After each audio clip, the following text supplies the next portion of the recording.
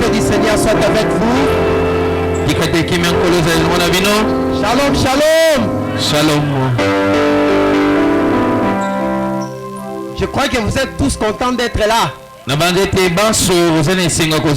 Soyez au rendez-vous. Car lui aussi est déjà là. Il a déjà ouvert son cœur pour attendre vos déshydratats.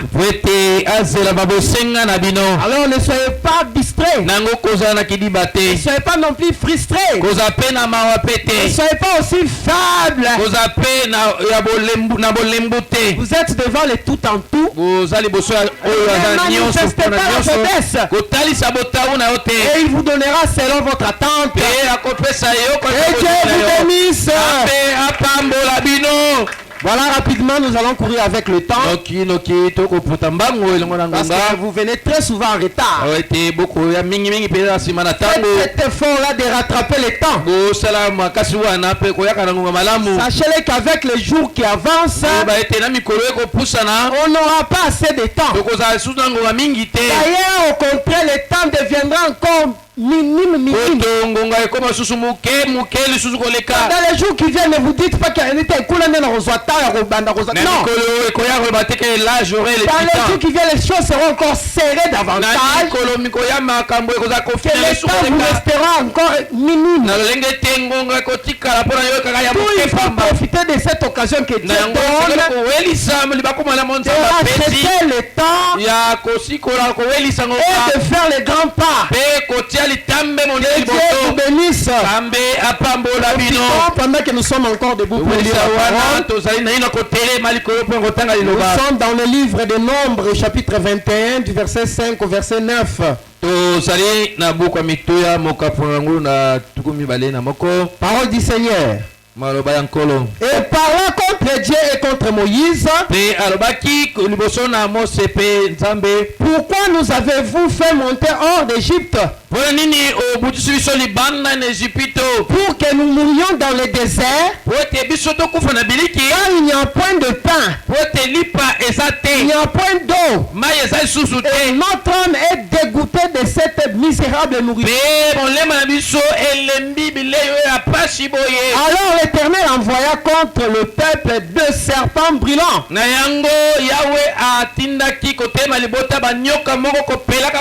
mordirent le peuple et il mourut beaucoup de gens en Israël.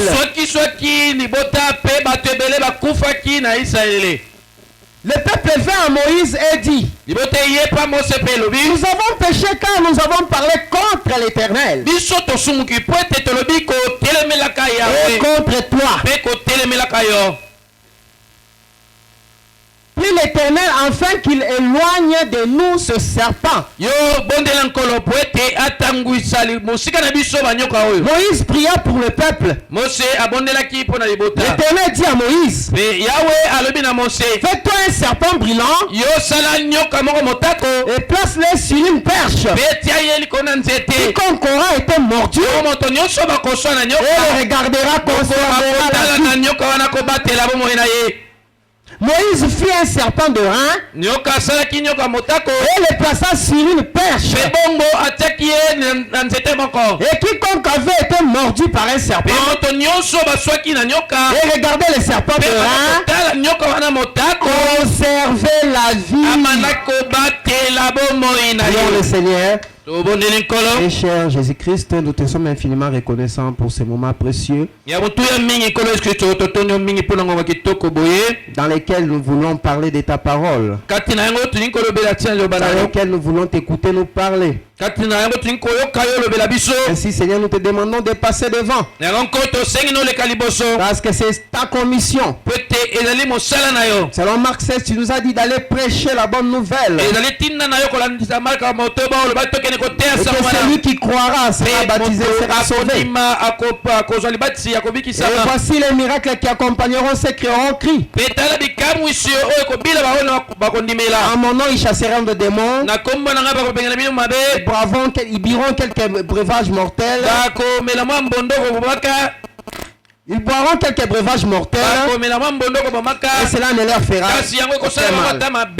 Alors Seigneur, c'est ta parole que nous venons de lire maintenant pour te présenter devant ton peuple. Alors sois au rendez-vous, Dieu bien-aimé.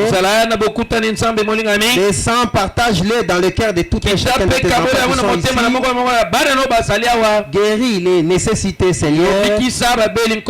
Guéris les infirmes qui sont au milieu de nous, Seigneur. Et compatis au sentiment des infirmités. Et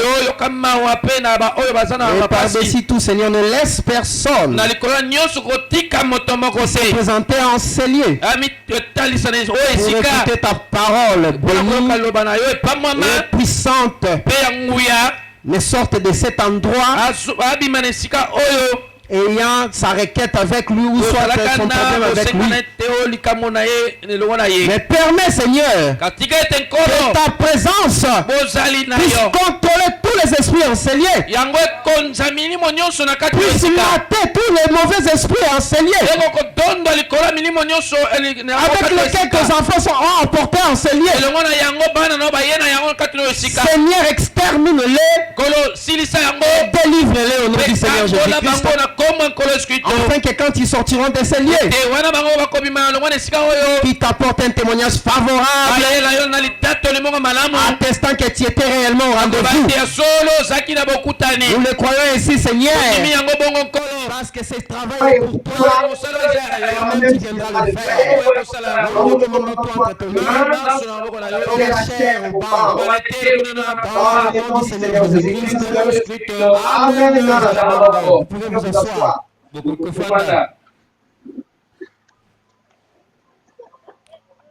Rapidement, dans le peu de minutes qu'on nous a donné, toujours au travers de notre grand thème, le Dieu aux possibilités illimitées, nous allons survoler une partie de cette possibilité que Dieu utilise pour ses siens. Alors ce soir, on va un peu survoler sur la puissance de la guérison de Dieu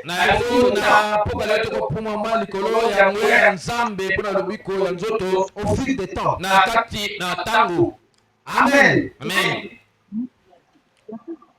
Bon, je ne sais pas si nous avons des nouveaux venus parmi nous. Ceux qui pour la première fois ont été au tabernacle, par exemple, comme pareil. C'est pour qui ou c'est devant qui on n'a jamais lu de brochure. Donc, nous tous ici, nous sommes des croyants. Donc, il n'y a pas un nouveau venu. Ok. Je pense que personne ne va s'achoper quand on va lire Branham. Je croyais qu'on avait des nouveaux ici. Mais comment vous nous lisez encore? On allait les répondre. Amen, l'église. Ce que nous faisons n'est pas quelque chose qu'on a fabriqué. Croire au message, croire à la parole de notre jour n'est pas quelque chose qu'on a fabriqué de nous-mêmes. Soit nous n'avons pas suivi un vent de quelqu'un qui est venu puisqu'il a fait des miracles et des choses et on s'est dit nous vivons les noms. Ce que nous faisons, c'est la théologie de la Bible. C'est la routine de la Bible. C'est ce qui a toujours été. Amen, l'église. Toi qui crois le message ce soir, ce n'est pas quelque chose que tu as fait de par toi-même, que tu as fondé, tu as fabriqué. Mais c'est quelque chose dont tu as suivi de par la Bible. Qui est d'accord avec moi? Nous pouvons retenir rapidement. Depuis derrière nos pères,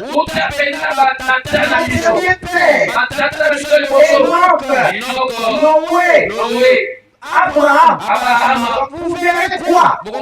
C'était Dieu qui venait parler à une personne. Tellement une personne. Et c'est maintenant cette personne qui devait s'approcher du peuple pour leur faire entendre ce que Dieu a dit. Est-ce que je mens? Avec Noé, c'était quoi? Il y avait beaucoup de gens dans le monde. Le monde était rempli aujourd'hui. Mais Dieu s'est présenté devant une seule personne qui avait un message pour tous ces peuples, pour le monde entier. Ça peut paraître étrange. Comment est-ce qu'il y a pour tout le monde? Pourquoi se présenter cela à une seule personne? Pour que cette personne-là aille parler aux autres. C'est étrange, non? Et il est pour nous tous. Il devait apparaître à chacun de nous. Et nous informer qu'il y a mais pourquoi il parle toujours de cette personne? Donc c'est déjà une routine que Dieu avait fait. Il a parlé à Enoch. Il a parlé à Noé. Et Noé a fait 120 ans le tour du monde pour parler du message de la fin. Qui a crié? Qui a crié? Parce que dans la tête des hommes, ils ont toujours dit Dieu est un Dieu universel. Alors pourquoi ne parler qu'à une seule personne? Alors pourquoi n'utiliser que les pasteurs William? Mais il doit aussi nous parler nous tous. Nous sommes aussi ses enfants, non? C'est ça le premier cas de la destruction massive là-bas. Les gens n'ont pas saisi la routine, la voie de Dieu. Les gens n'ont pas su comprendre que Dieu utilise toujours des hommes. L'homme est l'agent de Dieu. Sans l'homme, Dieu est impuissant. Ils ont rejeté Noé. Et les déluge est venu. Ça a porté tout le monde.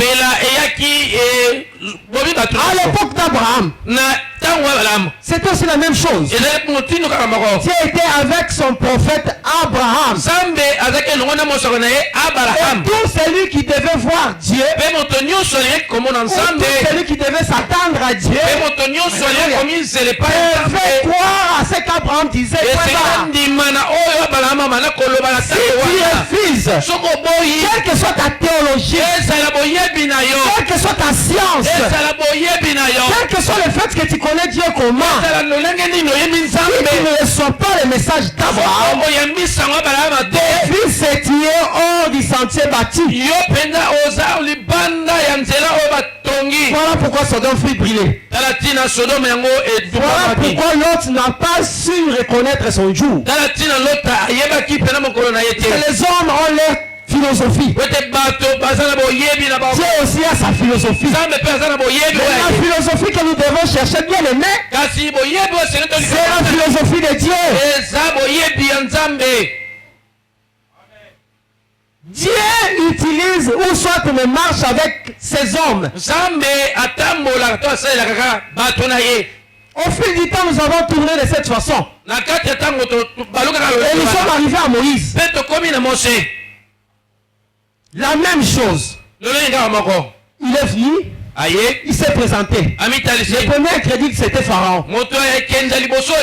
Qui es-tu? Pour que Dieu te parle.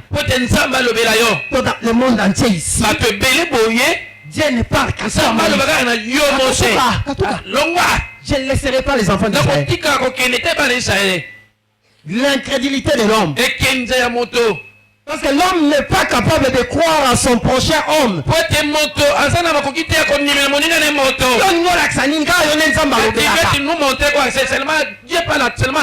c'est ça même le grand obstacle qui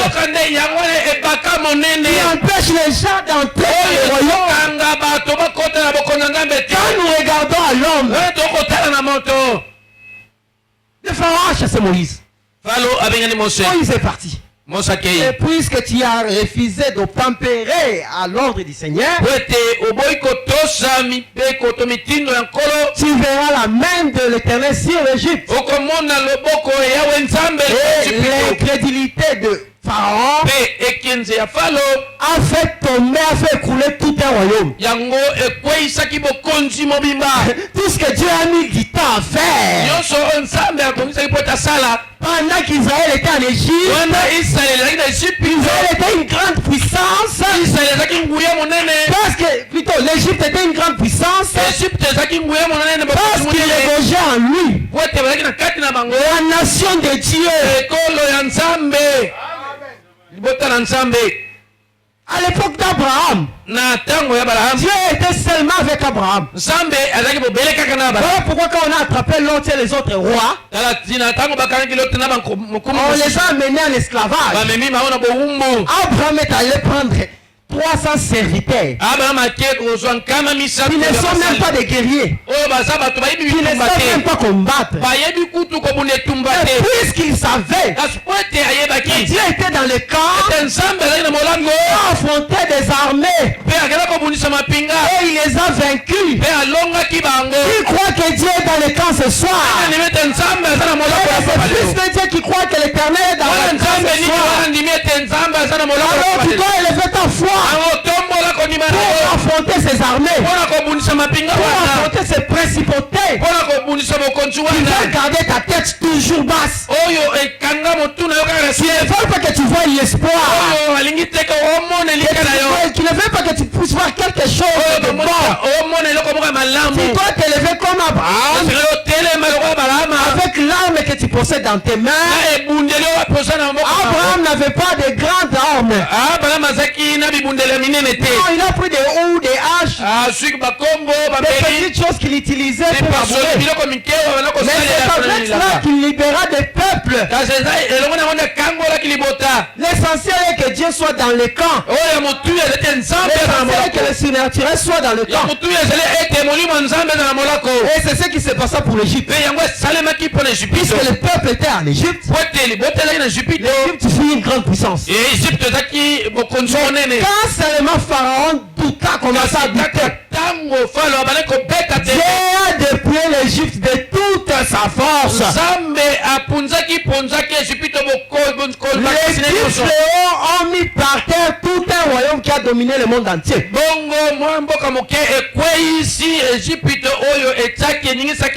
Israël est parti avec tout ce qu'il avait, ça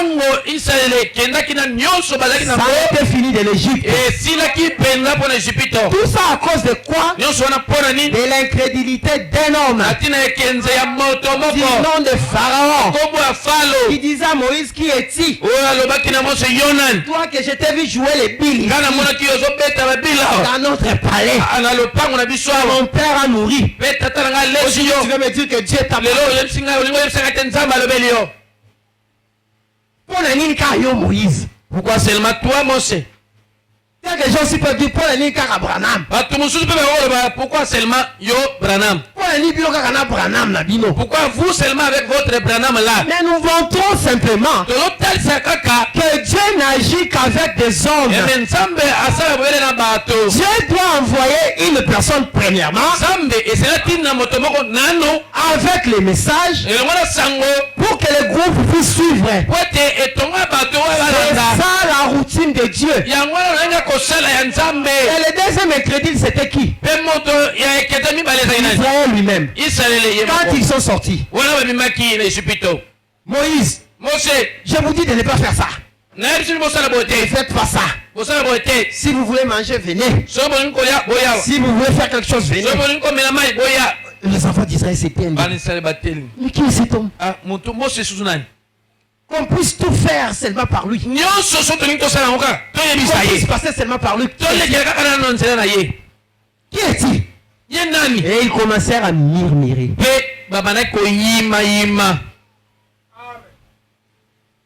Alors Dieu a dit à Moïse,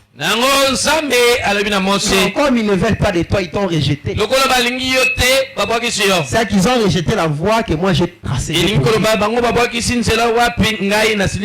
Alors dis-leur de se purifier, s'apprêter, comme ils veulent m'entendre de bouche à oreille. J'aimerais leur parler alors. Alors ils se sont apprêtés. Dieu a choisi la montagne où ils devaient parler avec eux. Ils sont purifiés pendant quelques jours. Et Moïse les a dit, ne vous approchez pas du pied de la montagne. Quand Dieu descendra, parce que quiconque touchera, même le flanc sera frappé de mort. Même vos bétails, empêchez-les de s'approcher. Alors le troisième jour, puisque Dieu avait dit au son de la trompette, au son de la musique, je descendrai et je vais parler. Alors le troisième jour, pendant qu'il chantait, pendant qu'il sonnait la trompette, Dieu a commencé à descendre avec des tonnerres, avec des éclairs, et il commença à parler dans ce canal des tonnerres et des éclairs. Mais la Bible dit, la seule personne qui écoutait ce que Dieu disait, c'était seulement Moïse. Et pourquoi le peuple n'a pas écouté? Mais Dieu est le Dieu de tout le monde, non? Pourquoi le peuple n'a pas écouté? Mais pourquoi c'est seulement Moïse qui devait écouter? À travers ces sons de la trompette, à travers ces langages de tonnerre, c'est Dieu qui parle. C'est Dieu qui donne ses commandements. Dieu est en train de donner les 10 commandements. Et le peuple n'a rien entendu. Tellement que les secousses étaient grands.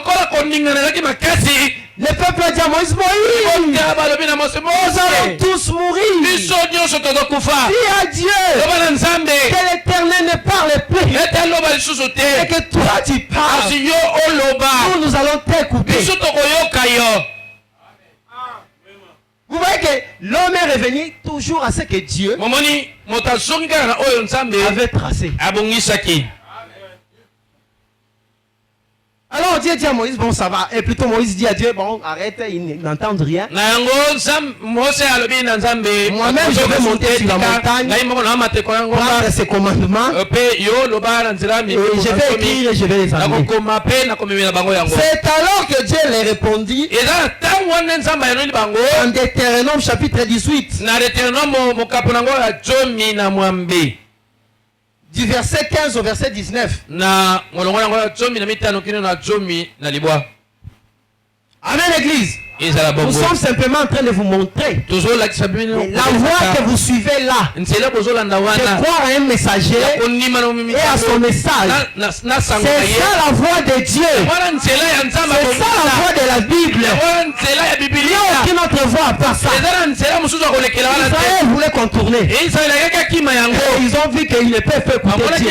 La seule personne capable d'écouter Dieu, c'est son messager. C'est son prophète. Quand dit qu'un prophète a l'âme dans la cuisine,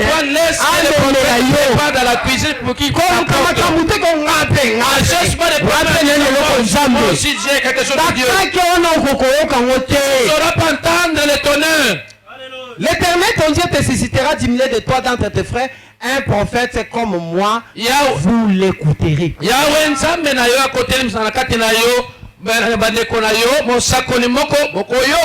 que c'était une loi tacite. Une loi tacite, donc une loi qui n'était pas écrite. Dieu maintenant l'a rendu. Il a rendu valable. Donc loi on déjà tchaka kala tinda sakoli batwaza oyebate. Tangu siko basongi na mulongo nzambe. Nzambe siko apesi bango comme loi ba kotika la nango. Amen, église. Amen. L'Éternel ton Dieu fera quoi? Te suscitera de toi d'entre tes frères un prophète comme moi. Et vous ferez quoi? Mettez le dernier verset 19 rapidement. Écoutez l'avertissement.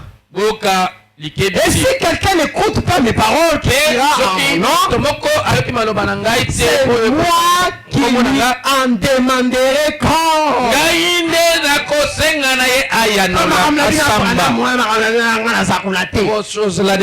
Ça ne me concerne pas. Dieu t'en demandera des comptes. Amen, l'église. Parce que Dieu suscitera toujours un envoyé. Est-ce que vous m'écoutez? C'est ça la voix de Dieu. Il n'y a pas d'autre. Sortons de cette routine-là que les catholiques nous ont amenés. Nous pouvons tous embrasser Dieu. Nous pouvons tous voir Dieu. Nous pouvons tous faire ceci. Non! La voix de Dieu reste la même. Même quand Branham partit dans la 6e dimension, il a demandé au peuple. Il a demandé à son peuple. Puisque je suis dans la dimension parfaite, je voudrais voir Jésus. Où est Jésus? Dans la dimension parfaite, son peuple lui a dit quoi? Il est dans les dimensions plus élevées. Mais quand il viendra, l'équation était quoi? Il viendra d'abord. Il viendra sur tout le monde, nous tous. Oh moi. Qui est-il? Qui est-il?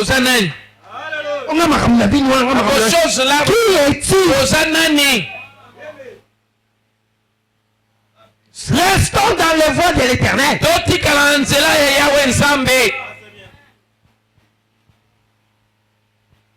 C'est ça.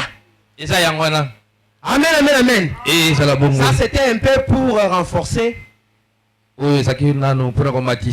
Pour montrer pourquoi nous sommes dans cette voie. C'est la voie de la Bible. Soyez-en fiers.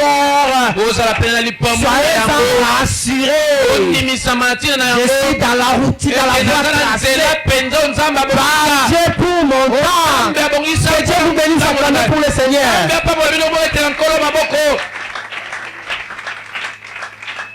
Alors nous venons de lire l'écriture ici. Ou seulement à cause des murmures du peuple. Pourquoi on doit toujours passer par Moïse? Pourquoi Dieu doit toujours passer par Moïse pour nous parler? Nous sommes aussi des Dieu, non? Nous sommes aussi les enfants d'Abraham, non? Ces murmures-là atteignent Dieu. Et Dieu a fait quoi? Redonne l'écriture des nombres là. Des nombres 21. Dieu lâcha de serpents. Mais c'était le peuple de Dieu, non? Mais Dieu laissa le serpent venir leur mordre. Et ça, les serpents tuèrent beaucoup du peuple de Dieu. Et ce peuple-là rentrait où? Chez l'envoyé. Dieu va retourner toujours l'homme fort chez l'envoyé. Parce que la voix, ça se trouve là-bas. Moïse! Descends déjà. Moïse! Pourquoi nous... Non.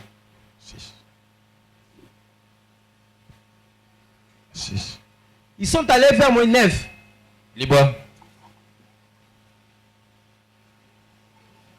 Non, prenons 7. Le peuple vint à Moïse nous avons péché. Quand nous avons parlé contre l'Éternel et contre toi, prie l'Éternel. Donc même le peuple a compris que c'est lui qui peut prier pour le peuple, c'est l'envoyer. C'est Dieu écoute l'envoyé. Il a dit prie pour le peuple, afin que Dieu éloigne ses serpents. Et Moïse pria pour le peuple. Et quand Moïse pria, Dieu répondit et dit à Moïse, fais un serpent d'airain et place-le sur une perche. Et quiconque aura été mordu par un serpent et regarderait le serpent d'airain conservera la vie. Ici, je voudrais parler. Ou soit je voudrais montrer un absolu de la guérison. Si je peux ainsi dire, le premier absolu de la guérison, c'était le serpent de rein. Il a été justement fabriqué simplement pour que celui qui mourra, celui qui sera mordu, qui sera à l'article de la mort, si simplement il lève les yeux et regarde, il est d'office sauvé. C'est pas question de prier ou de fournir d'efforts. C'était simplement question de lever les yeux et d'observer en dépit de tout ce que tu peux dire, en dépit des obstacles qui peuvent être là. La seule condition est seulement de lever les yeux et de regarder. Le premier absolu de la guérison instantanée. Ça ne demandait pas beaucoup d'efforts. Et Dieu qui regarde toujours au loin, et Dieu dans les langages multiples, il peut dire un mot, mais ce mot-là peut avoir plusieurs facettes. Alors déjà à travers le serpent des reins, il typifiait l'absolu de la guérison divine qui viendra. Et que quiconque simplement observera conservera la vie. Mais puisque c'était une préfiguration, Dieu devait évoluer. Et quand Dieu est sorti de là, le peuple est resté idolâtré. Là où il y a toujours des signes, tout ça. Les gens aiment beaucoup suivre. Parce qu'ils ont dit, ah, ce serpent ici. Simplement le fait de les regarder, nous conservons la vie. Alors nous allons venir. Nous allons les garder pour la. Et là, on en parle donc. Là, la Bible le dit dans le livre des 2 rois. 2 rois chapitre 18, le verset 4. Là, on ne va pas lire pour ceux qui notent. Dieu dit au prophète de détruire cela. Parce que ce n'était qu'un type. Ce n'était que de l'airain pollu. Et Dieu ne pouvait pas demeurer éternellement dans ça. Alors, le prophète a détruit cela. Et rapidement, je voudrais parler du deuxième absolu de la guérison. Là, c'est dans Jean chapitre 5, du verset 2 au verset 13.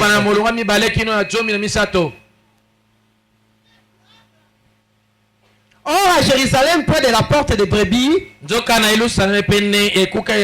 avait une piscine qui s'appelle en hébreu Bethesda. Et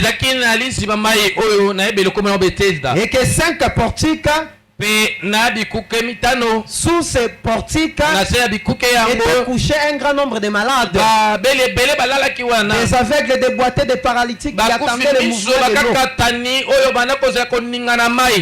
Car un ange descendait de temps en temps dans la piscine et agitait l'eau Et celui qui descendait, le premier après que l'eau avait été agitée, quel que fût sa maladie. Un deuxième absolu, la guérison. Donc, aussitôt que l'ange descendait, agiter l'eau, quelle que soit la maladie que tu vas apporter, quelle que soit l'infirmité que tu vas apporter, si simplement tu plonges le premier dans la foi, c'est fini, tu as ta guérison. Tu en sors complètement guéri et instantanément. Et tout le monde était tout autour. La nature de l'homme. Et s'ouvre toujours là où il y a du cafouillage là. Mais ce n'était que pour une seule personne. Et cette personne-là, quand il est guéri, il part. L'ange aussi part. Et il reviendra que prochainement. Donc c'était compliqué. Amen, amen, amen. Je cours avec le temps. Et le troisième absolu. Comme Dieu est parfait en toi, il devait arrêter un dispositif parfait, absolu, pour la guérison, c'est fini. Pour qu'on n'aille pas devant les serpents, pour qu'on n'aille pas à la piscine, un dispositif permanent. Et ce dispositif permanant fut donné, donnez-nous Esaïe 53. Rapidement du verset 1 au verset 7.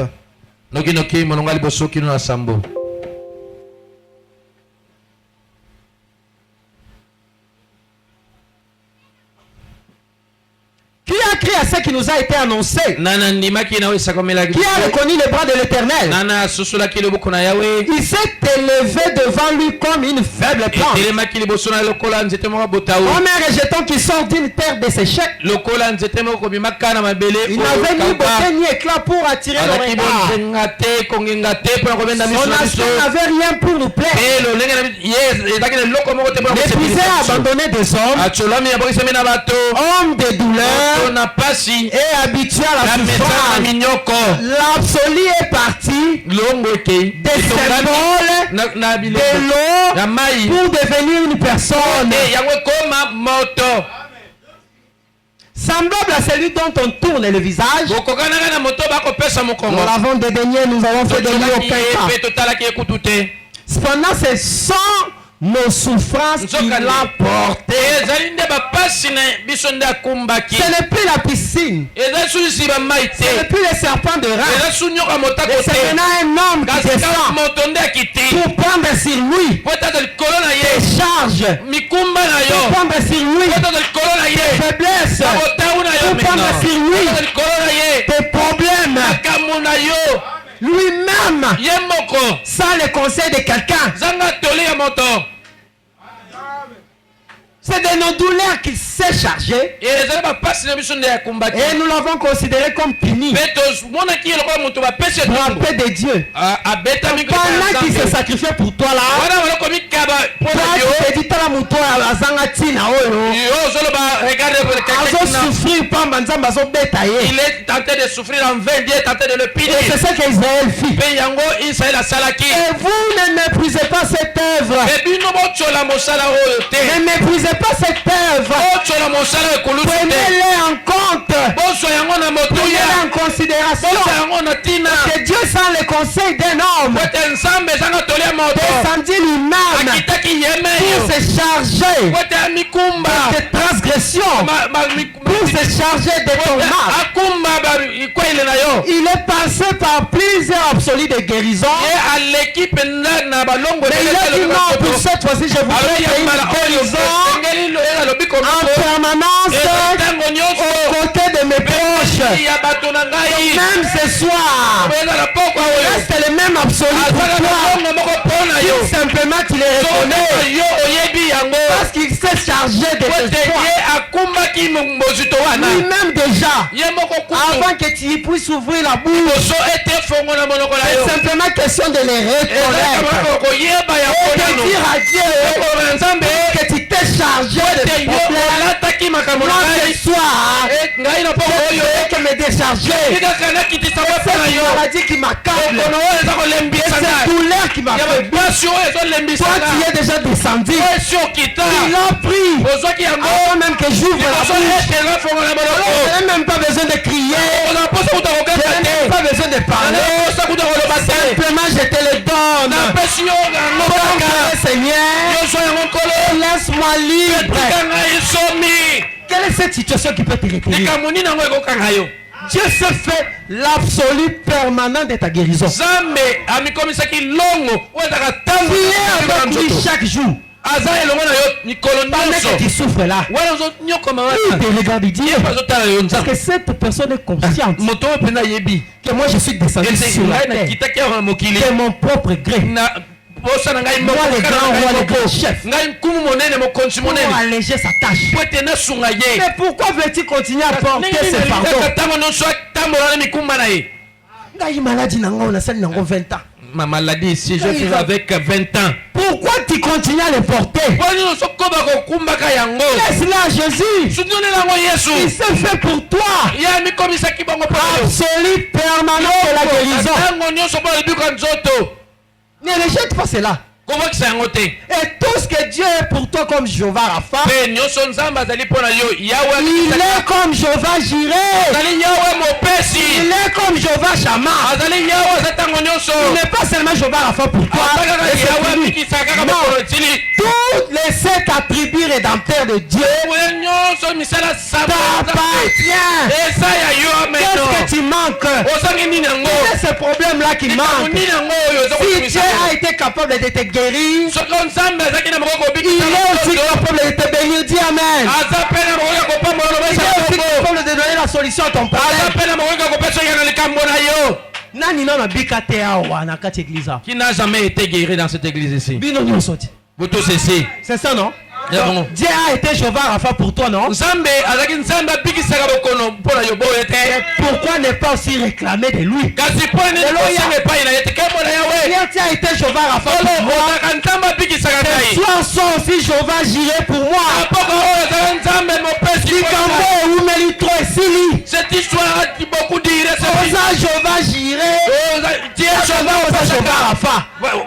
Alors il faut le monde bokambi comme on a yo. Je vais voir tes miracles. Quand on biki sakana wana. m'avait guéri là. S'il ça fait problème.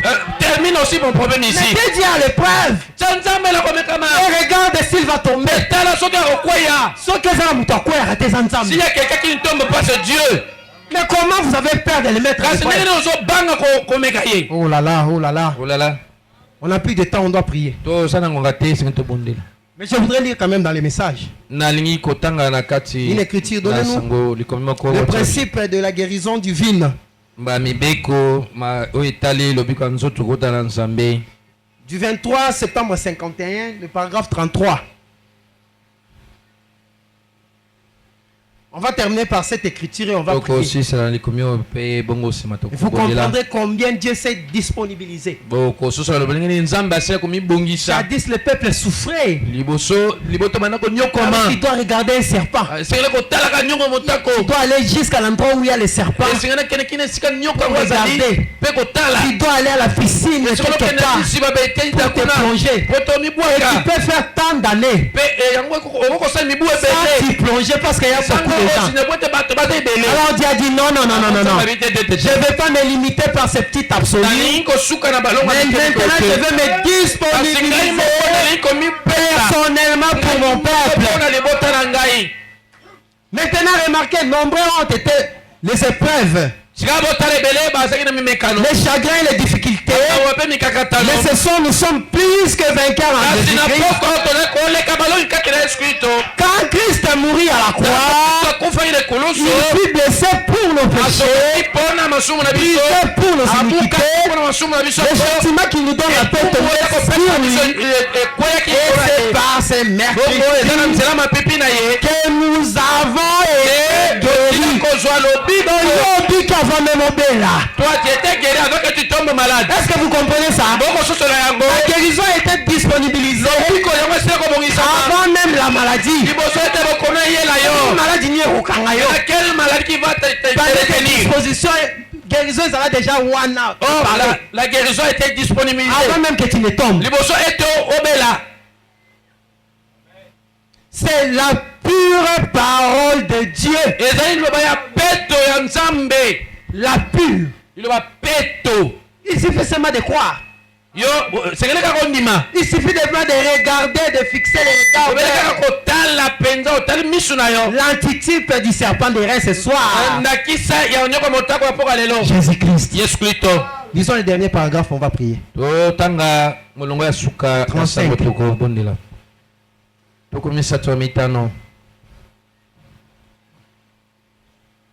Écoutez la parole. Peu importe à quel point vous êtes pécheur. Est-ce que tu es condamné? On t'a condamné? Non. Peu importe à quel point vous vous êtes plongé dans le péché. Si vous regardez à Jésus-Christ et que vous croyez en lui comme votre sauveur et que vous confessez qu'il est, tu confesses qu'il est ton sauveur, tu confesses qu'il est Jéhovah Rapha, tu confesses qu'il est Jéhovah Jireh pour toi, Dieu vous sauvera par sa grâce. Ma guérison, ma pamboli, et ça nous a condition de ce qui concerne la guérison, ce qui concerne la bénédiction, ça ne demande pas beaucoup de conditions. Le serpent de reins a été un type de ça. Il suffisait seulement de faire quoi? De regarder. Mais pas ni le beaucoup qu'on regarde, t'es beaucoup qu'on fixe regarder. Pourquoi aujourd'hui vous ne regardez pas, vous ne fixez pas les regards? Tenez-vous d'abord debout.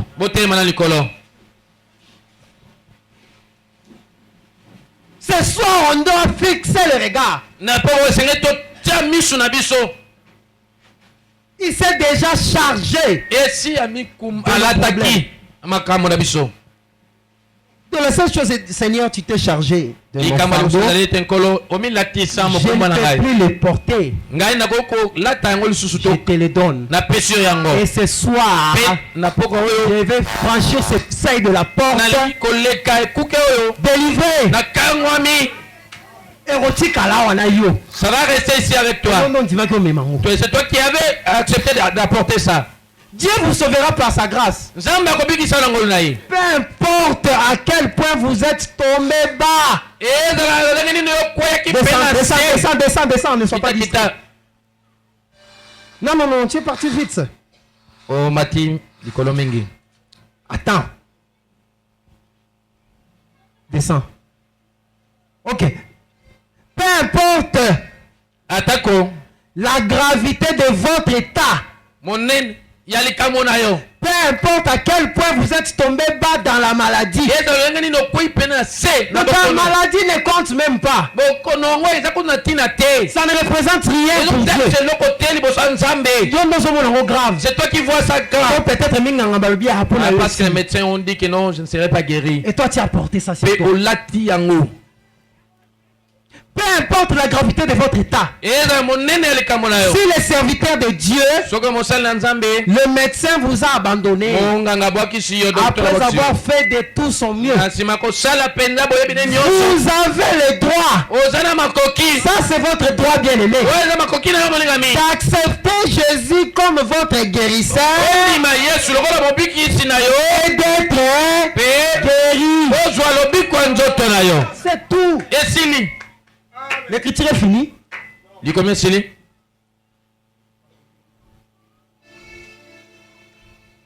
y en a qui sont assis maintenant ce soir. Des preuves inéluctables. Ce n'est pas quelque chose qui est arrivé dans la rue. Mais quelque chose qui s'est accompli ici. Ici, Branham voulait simplement dire quoi? Dieu guérit jusqu'aujourd'hui.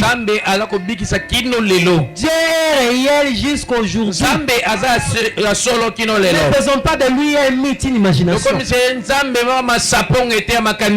Alors ce soir, tu vas le dire, Seigneur. J'ai compris que tu avais déjà pris le premier pas. Donc, je n'ai même pas d'effort à fournir.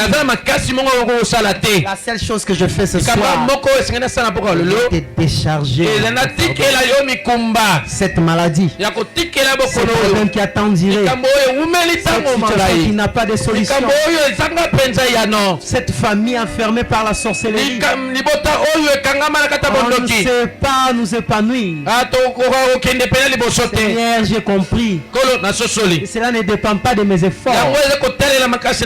Tu as déjà fourni les efforts qu'il faut. La seule chose que je fais, je te remets ce problème. Après ces cantiques, on va prier.